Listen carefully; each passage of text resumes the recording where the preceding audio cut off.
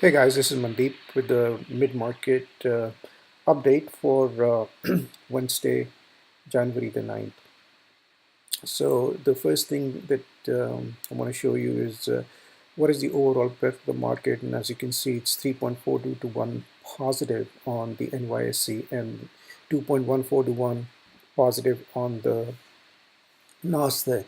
So I consider Nasdaq sort of more of a neutral market, and the NYSE market to be a little bit more trending. So anything when the ratio exceeds 3 to 1, I consider that as more of a trending market. The other thing we want to look at, as I said, we always first look at the overall market, whether it's moving up or trending up or trending down. And the second thing we want to focus on is which sectors are doing well. And you can sort these sectors out by percentage change, right? So that's what I have.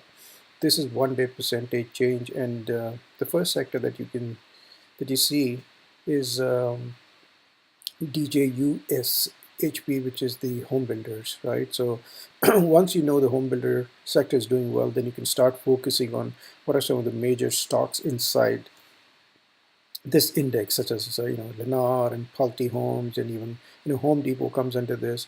The second thing that's doing well is oil, right? We've got airlines that's doing well. We've got the semiconductors, SOX index that's doing well. This is um, an oil index again. You've got coal, XLK's technology. You've got the gambling index, which is DJUSCA, and the software index is also doing well. And XNG, I don't know, is the gas index as well.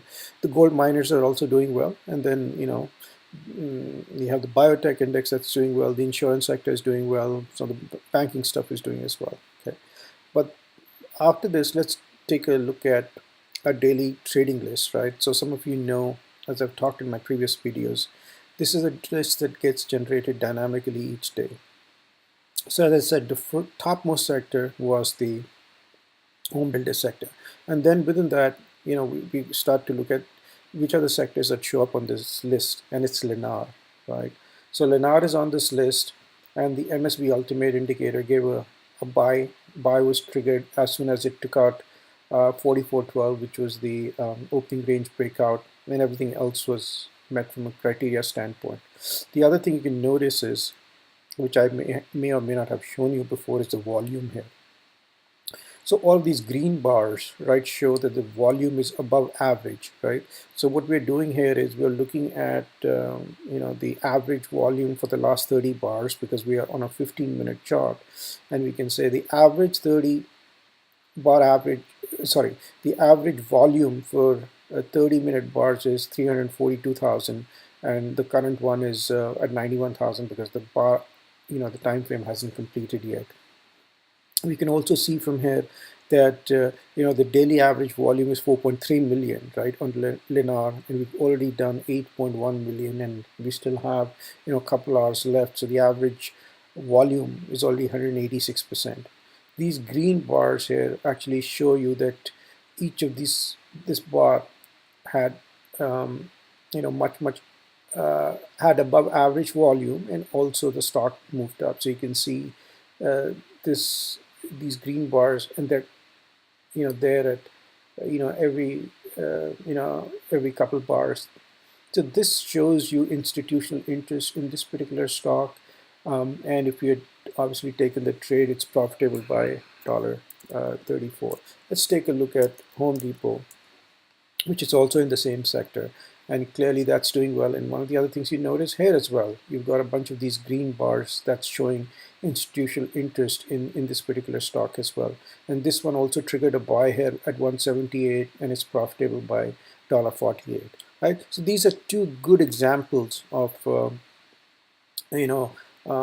you drill down on stocks if you're doing short-term or day trading, right?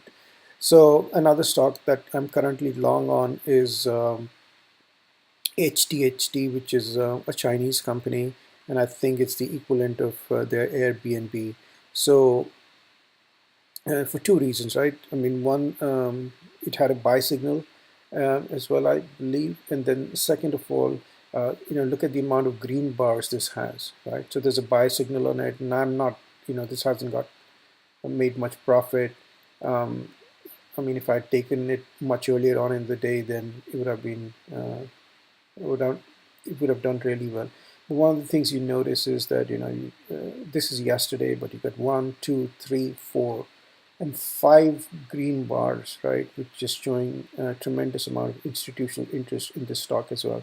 So I don't know how this will pan out, but I'm going to keep an eye on this. So that's all I wanted to cover today, and I'll talk to you in my next video.